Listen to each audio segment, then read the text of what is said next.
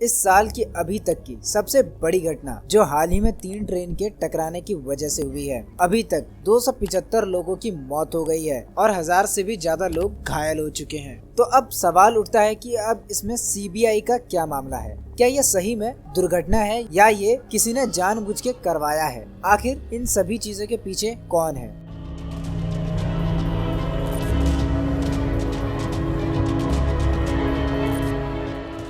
हाल ही में पता चला है कि सीबीआई इस केस की इन्वेस्टिगेशन करेगी। अब आप सोच रहे होंगे कि सीबीआई ही क्यों? तो इसका जवाब है कि सोर्सेस के हिसाब से कि सीबीआई इस केस की इन्वेस्टिगेशन जल्दी और एफिशिएंटली कर सकती है और ताकि कोई अगर ट्रेन की इलेक्ट्रॉनिक इंटरलॉकिंग सिस्टम से आगे और कोई गड़बड़ी ना कर पाए और वह जल्दी पकड़ा जाए। और अगर इसके पीछे एक सख्त इन्वेस्टिगेशन नहीं हुई तो ऐसे हादसे होने के चांसेस और भी हैं। घबराइए नहीं, मैं समझाता हूँ कि आखिर इलेक्ट्रॉनिक इंटरलॉकिंग सिस्टम क्या है। ये ऐसे काम करती है कि जो नॉर्मल पटरी चेंज होती है, अभी जो पटरी ऑटोमेटिक चेंज होती है। मतलब अगर कोई ट्रेन किसी पटरी पे चल रही है और उसी पटरी पे आगे कोई ट्रेन है तो उस ट्रेन की पटरी शिफ्ट हो जाएगी। लेकिन अब इस घटना में तो ऐसा कुछ भी नहीं हुआ, जबकि इसी सिस्टम की वजह से सारी गड़बड़ी हुई है।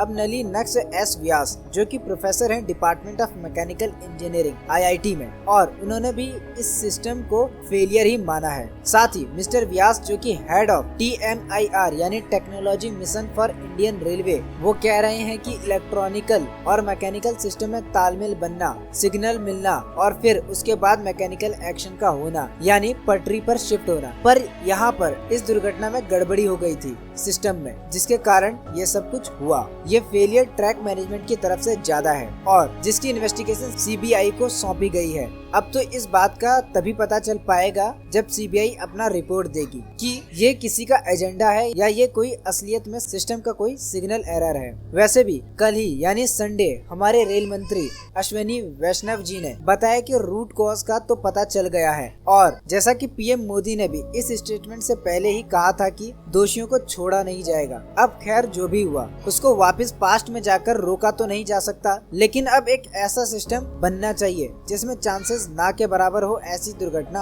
होने की। IISC की एक स्टार्टअप L2M रेल ने इस प्रॉब्लम को आइडेंटिफाई कर लिया है और साइबर सिग्नलिंग डेवलप किया है जिसमें कि रियल टाइम की इंफॉर्मेशन मिलेगी, और ये अभी कर्नाटक में JSW स्टील प्लांट में डिप्लॉय किया है। अब इसे बड़े लेवल पर अडेप्ट करने की जरूरत है। तो फ्रेंड्स, इस वीडियो में हमने देखा कि इस दुर्घटना का एक्चुअल में क्या कारण था और अब गवर्नमेंट क्या करने जा रही है और साथ ही और क्या बेहतर हो सकता है। मिलते हैं ऐसे ही किसी रहस्य को लेकर।